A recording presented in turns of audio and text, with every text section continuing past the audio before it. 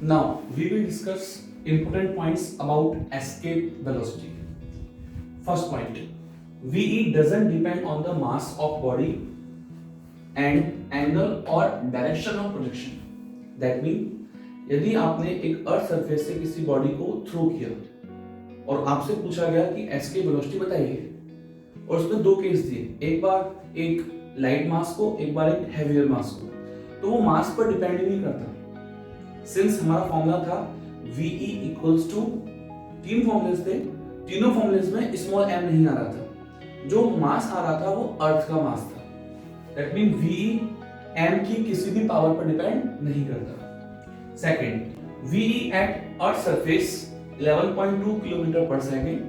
हमारा जो फॉर्मूला है अंडर रूट में 2 gm अपॉन r, तो mass of earth and radius of earth, इनकी वैल्यूज पुट करने के बाद ये फॉर्मूला या यू कैन से ये वैल्यू आती है। And at the moon surface, moon की सरफेस पर एज यू नो, मून की सरफेस का यू कैन से कि मून की सरफेस पर या मून की मास और मून का रेडियस अर्थ से अलग है, तो जो भी वैल्यूज आएंगी वो वहां पुट करनी पड़ेगी। तो मून की सरफेस पर जो एस्केप वेलोसिटी आएगी वो एक तो अर्थ से कम है, ठीक है, और कितनी है 2.3 around kilometre per second. Unit ध्यान रखें, kilometre per second. Next point, atmosphere on the moon is absent. Moon की सरफेस पर हम जब भी जाएंगे तो वहां हमें एटमॉस्फेयर नहीं मिलेगा, right? Because root mean square velocity of gas particles is greater than escape velocity. मतलब मून की सरफेस पर जो भी गैस पार्टिकल यदि है भी या पहले थे, तो उन सब की जो आरएमएस वेलोसिटी थी, जो नॉर्मली हम बोल सकते हैं कि मूव करने की जो वेलोसिटी थी, वो एस्केप से ज्यादा थी। मतलब मून की सरफेस पर जितनी वेलोसिटी चाहिए एस्केप करने के लिए किसी भी पार्टिकल को, जैसे कि अर्थ की सरफेस पर कितना चाहिए 11.2 और मून की सरफेस पर 2.31, तो वहां पर जो भी एटमॉस्फेयर रहा होगा, उस एटमॉस्फेयर के जो सभी पार्टिकल्स की RMS root mean square velocity, RMS velocity इस नंबर से ज्यादा थी। RMS is greater than VE at moon surface, so that जहां उसके एटमॉस्फेयर में जो भी पार्टिकल्स थे वो सब एस्केप कर रहे हैं। ओके, इसलिए वहां एटमॉस्फेयर नहीं है। Next, if a hydrogen balloon is released at the surface of earth, then it moves upward because the upward buoyant force exerted on it due to surrounding air is more than its downward weight। मान लीजिए balloon है, right? तो balloon पर पहला force तो उसका wait, दूसरा upthrust, beyond force को आप बोलते हो। अब बियॉन्ड फोर्स वेट से ज्यादा होता है तो आप हाइड्रोजन से फिल बलून्स जो कि पार्टीज में आप देखते हैं, छोड़ते ही तुरंत ऊपर की तरफ जाने की कोशिश करते हैं और जाते भी हैं, क्योंकि हमारे पास एटमॉस्फेयर है और उस एटमॉस्फेयर के कारण आउटर जो गैसेस हैं वो बलून पर एक अपथ्रस्ट लगाती हैं, ठीक है? अब आगे देखते हैं। But if the balloon is released at the surface of moon, then it will fall down with g/6 according under the influence of only gravitational attraction of moon. Upthrust is 0 due to absence of atmosphere. भाई atmosphere ही नहीं है, अब atmosphere नहीं तो gases नहीं है, gases नहीं है तो उस पर अपथ्रस्ट लगाएगा कौन? वैसे भी अपथ्रस्ट लगाता कौन है? जो आउटर सराउंडिंग मीडियम है वो लगाता है, और खासकर फ्लूइड्स। वहां फ्लूइड नहीं है, एयर ही नहीं है, राइट? तो कोई वहां पर अपथ्रस्ट नहीं है, तो केवल कौन सा फोर्स है? Only gravitational, right? तो ग्रेविटेशनल एक्सेलरेशन मून की सरफेस पे कितना होता है? g/6। तो उसी एक्सेलरेशन के साथ वही बलून जो अर्थ पर ऊपर की तरफ भाग रहा था वो मून सरफेस पर वहीं गिर जाएगा g/6 एक्सेलरेशन के साथ, राइट? शॉर्ट में ध्यान रखें, एटमॉस्फेयर नहीं। इसी की प्रॉपर्टीज यूज करते हैं आगे। If a bomb blast occur at moon, then its sound can't be heard because sound is mechanical wave, as you know, which requires medium which is absent there. So you can say कि atmosphere ही नहीं है, अब वहां कोई कुछ दूर कुछ blast हुआ, नॉर्मली हमारे अर्थ सरफेस पर ब्लास्ट होता है तो साउंड आता है मीडियम में ट्रैवल करते हुए, right, longitudinal waves sound medium की रिक्वायरमेंट है, बट वहां तो मीडियम ही नहीं है, तो देखिए ब्लास्ट हुआ भी तो आपको सुनाई नहीं देगा।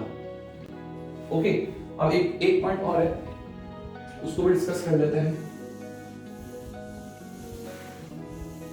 आपने ब्लैक होल का नाम सुना होगा। What the means of black hole? Black hole, mass मानिए ब्लैक होल का एक हाईली कंसंट्रेटेड मास, बहुत कम जगह पर बहुत सारा मास आ जाए, जैसे कि अर्थ नहीं, अर्थ ब्लैक होल नहीं है, बट समझिए कि अर्थ इतनी बड़ी है, अब इसी अर्थ को किसी प्रकार से कंप्रेस करते करते करते करते 6400 किलोमीटर की जगह फ्यू मीटर्स की रेडियस में हम कन्वर्ट कर दें, वही मास, कोई मास अलग नहीं करना, दैट मीन बहुत कम जगह पर जब बहुत सारा मास होगा तो वहां बहुत सारा ग्रेविटेशनल अट्रैक्शन फोर्स भी होगा। तो मैंने ब्लैक होल का मास m माना है, रेडियस r मानी है। ओके, अब आपसे पूछा जाएगा कि ब्लैक होल पर इतना ज्यादा ग्रेविटेशनल अट्रैक्शन होता है, नॉर्मली होता ही है, जिससे इवन दो लाइट एस्केप नहीं कर पाती, मींस लाइट, जैसे कि हम कोई ऑब्जेक्ट देख रहे होते हैं तो किसी ल्यूमिनस सोर्स से लाइट निकलती है, ओके, उस पर टकराती है, फिर हमारी आंखों में आती है तो हमें दिखता है कि हाँ वो पार्टिकल वहां है, बट ब्लैक होल पर जब लाइट जाएगी तो वापस लौट के नहीं आएगी। समझ में आया? तो ऑब्वियस इसलिए नाम उसका ब्लैक रखा है। और ब्लैक होल की प्रॉपर्टी क्या हुई कि इवन दो लाइट एस्केप नहीं कर पाती, ओके, तो उस प्रॉपर्टी का यूज करते हैं। अज्यूम दैट एक ब्लैक होल है, स्फेरिकल अज्यूम करते हैं, मास m रेडियस r। अब बताइए किसी भी ऑब्जेक्ट का मास आपको रेडियस दे रखा है तो क्या आप उस सरफेस पर एस्केप वेलोसिटी का फॉर्मूला बना सकते हैं? बिल्कुल सही, √2gm/r। अर्थ के लिए भी यही होता है, ब्लैक होल का मास और रेडियस यदि हम इस तरह से अज्यूम कर लें तो उसके लिए भी फॉर्मूला सेम बनेगा। और अभी हमने क्या कहा था कि लाइट भी एस्केप नहीं कर पाती, यदि कोई पार्टिकल किसी सरफेस से एस्केप नहीं कर पा रहा, किसी भी प्लेनेट से, किसी भी स्टार से एस्केप नहीं कर पाएगा, जैसे अभी हमने कहा था कि मून की सरफेस पर आरएमएस ज्यादा होता है एयर मॉलिक्यूल्स का, तो वो एस्केप कर जाता है। अब यहाँ लाइट एस्केप नहीं कर रही है, मतलब लाइट की स्पीड इस ब्लैक होल की सरफेस पर जो एस्केप स्पीड है उससे कम होती है, और यू कैन से VE on the surface of black hole is greater than or equal to speed of light। Light की स्पीड इतनी है ही नहीं कि वो एस्केप कर जाए, मतलब एस्केप से कम है, इसलिए ब्लैक होल की प्रॉपर्टी को याद रखें, कई बार न्यूमेरिकल्स आए हैं। आप चाहें तो यहां से VE की वैल्यू रख सकते हैं 2gm/r greater than equal to c। Okay, तो c आपको मालूम है 3 × 10⁸ r और मास का रेशियो आपसे पूछ सकता है, मिनिमम कितना होना चाहिए, मिनिमम मास पूछ सकता है कि एक पर्टिकुलर एरिया दे दिया, रेडियस दे दी कि इस रेडियस में कितना मास रखें सो दैट लाइट एस्केप ना कर पाए या ब्लैक होल बन जाए, या फिर आप बोल सकते हैं कि r मिनिमम बताओ कितना कम से कम r करें सो दैट लाइट एस्केप ना करे, तो r को इधर ले जाकर फिर c को इधर ले जाकर आप एक नया फॉर्मूला बना सकते हैं। मेनली आपका फॉर्मूला यही है, ध्यान दें यहाँ मास एंड रेडियस m और r लिए गए हैं ब्लैक होल के। ओके, अब मैं नेक्स्ट टॉपिक पर आ रहा हूं। ये कुछ इंपॉर्टेंट पॉइंट्स थे एस्केप वेलोसिटी से रिलेटेड।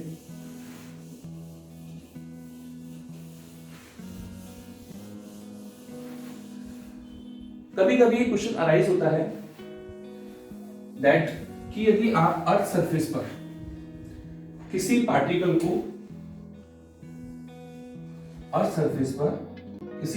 को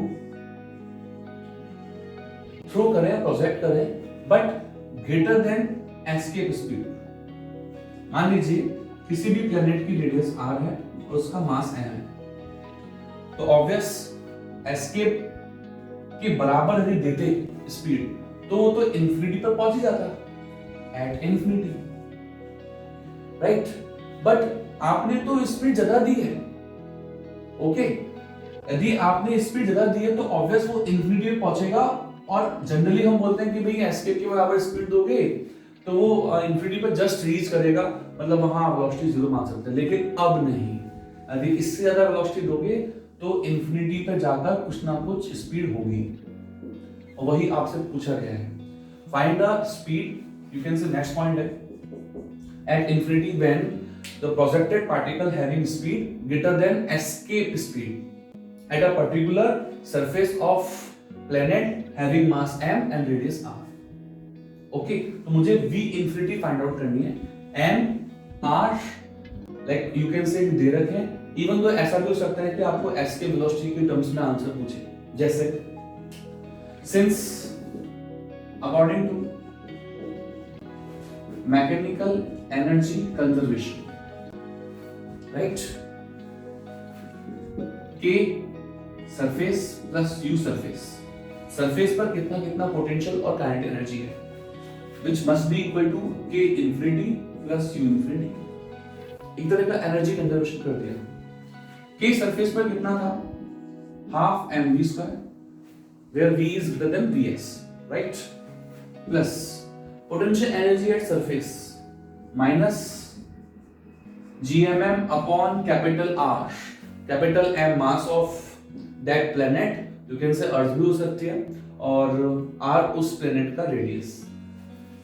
ओके, इंफिनिटी पर kinetic energy half m v infinity square.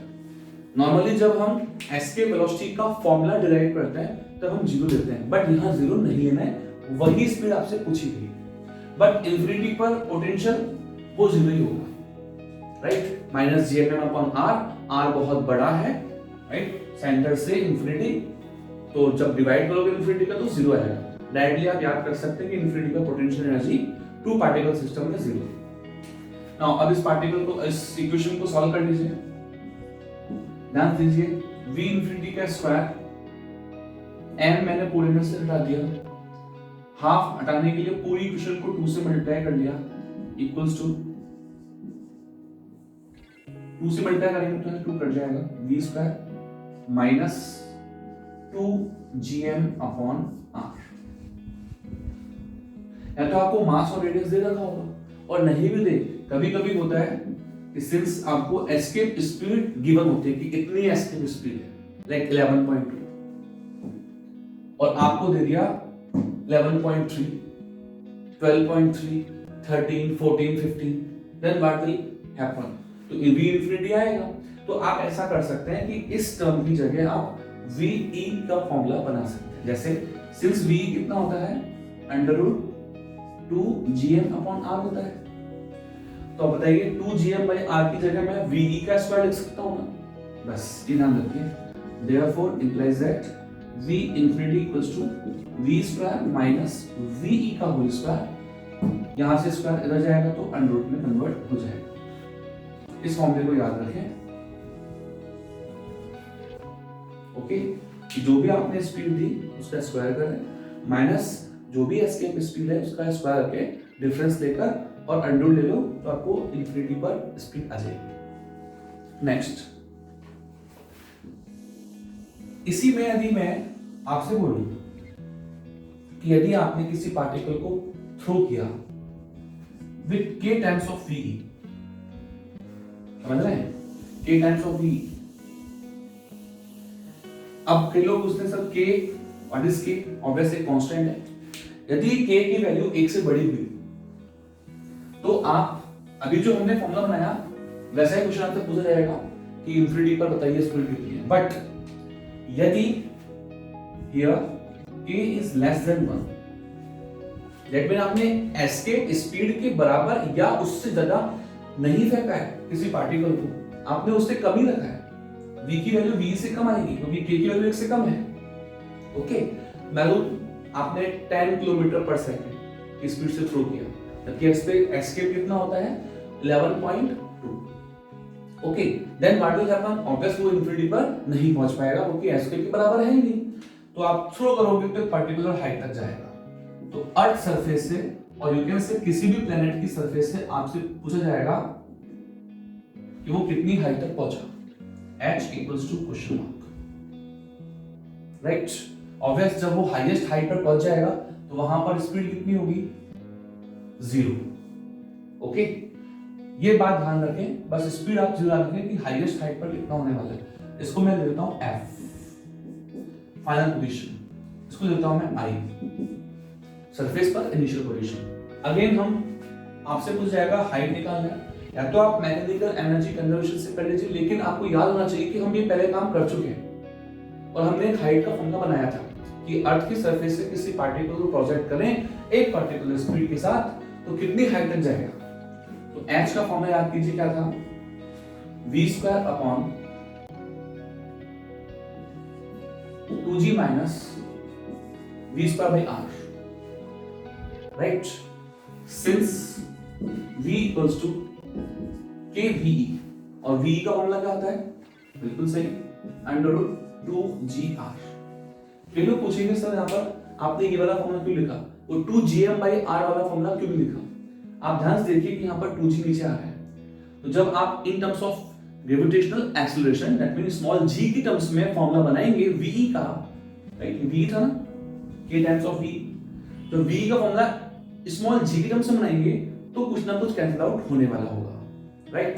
Let's see, therefore h equals to v² रखिए तो आएगा k² 2gr upon 2g minus v² करेंगे और फिर r डिवाइड करेंगे तो r कट जाएगा और ये बचेगा k² into 2g। 2g common लेंगे ऊपर नीचे कट जाएगा, ये बनेगा r into k² upon 1 minus k²। k ध्यान रखिए k की वैल्यू 1 से कम है। इस फॉर्मूले को आप याद कर सकते हैं, बहुत जगह काम भी आएगा, राइट। Thank you.